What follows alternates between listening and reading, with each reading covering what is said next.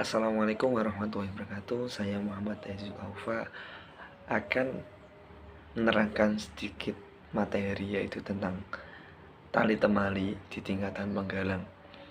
Tali temali adalah suatu seni menyambungkan tali dengan menggunakan simpul-simpul sehingga membentuk suatu alat atau benda lain yang bermanfaat, semisal tandu, tiang bendera, dan masih banyak lainnya. Mengenai macam-macam simpul, yang pertama itu ada simpul mati. Simpul mati adalah simpul yang biasanya digunakan untuk mengakhiri suatu simpul. Walaupun simpul ini terlihat mudah dalam pembuatannya, namun banyak juga yang salah dalam membuatnya. Fungsi simpul ini berfungsi untuk menyambung dua utas tali yang sama besarnya dan tidak licin. Contohnya, ini saya ada tali, kita ambil ujungnya, kita talikan seperti ini. Yang ini saya anggap tali luar, yang ini saya anggap tali dalam. Yang posisinya ada di luar kita masukkan ke dalam, berarti awalnya di luar, ya dari luar ke dalam, jadi talinya seperti ini. Ini adalah simpul mati. Yang kedua, simpul pangkal. Simpul pangkal merupakan suatu simpul yang sering digunakan untuk mengawali atau mengakhiri suatu simpul lainnya. Seperti contoh, apabila kamu ingin membuat simpul palang, maka langkah pertama yang harus dilakukan adalah pangkal terlebih dahulu pada suatu tongkat. Terdapat dua cara dalam membuat simpul pangkal. Simpul ini yaitu yang pertama dengan cara membuat lingkaran seperti ini. Lingkaran yang pertama adalah lingkaran yang besar, yang selanjutnya adalah lingkaran yang kecil. Jadi yang besar itu yang awalnya di luar kita taruh di dalam, yang awalnya di dalam kita taruh di luar, seperti ini. Ini simpul jika diikat atau kita praktekkan tanpa menggunakan benda atau tanpa menggunakan tongkat.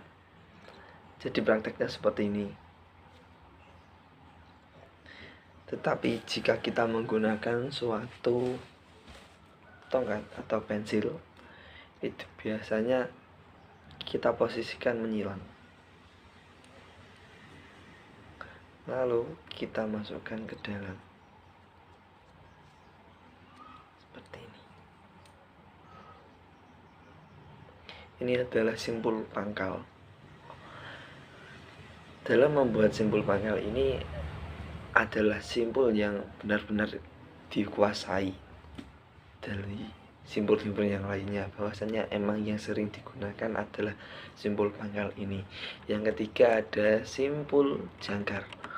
Dalam pembuatan simpul jangkar tidak begitu sulit atau mudah.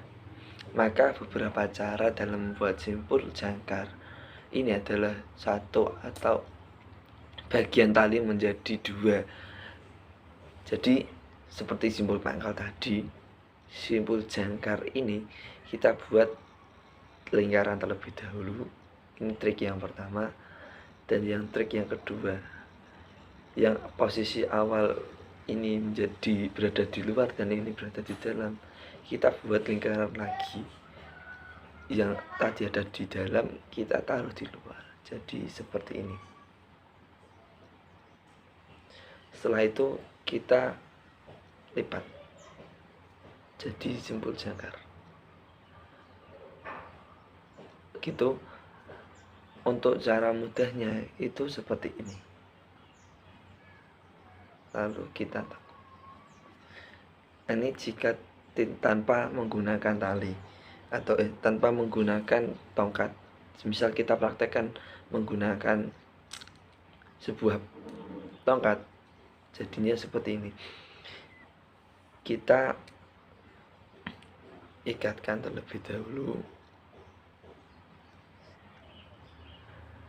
pada tongkat tersebut, lalu kita masukkan tadi pada tongkat tersebut seperti ini.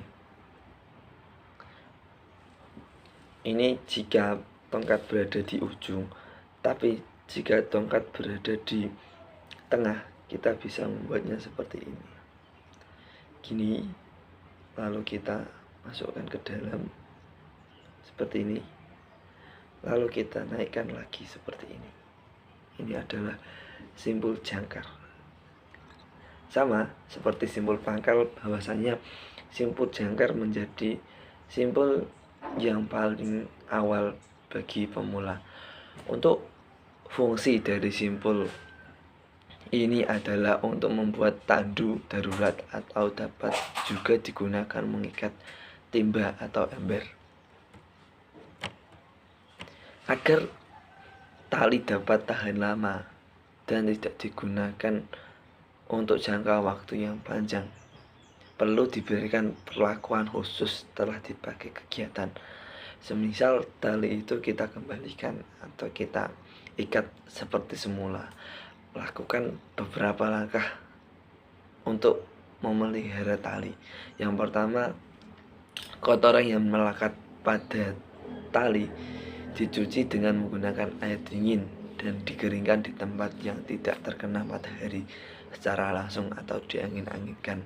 Yang kedua, tali harus dijauhkan dari bahan-bahan yang bisa merusak tali seperti air, acu, oli, minyak, dan bahan-bahan kimia yang lainnya. Yang ketiga, menyimpan harus terhindar dari cahaya matahari langsung dan diusahakan siklus udara lancar dan pelembapan rendah. Yang keempat, tali disimpan dalam keadaan kering serta digantung dalam bentuk lingkaran seperti gelang yang tadi awal semula tadi, atau digulung yang secara sederhana dan mudah untuk diurai kembali. Mungkin itu penyampaian dari saya, kurang lebihnya mohon maaf. Sekian, wassalamualaikum warahmatullahi wabarakatuh.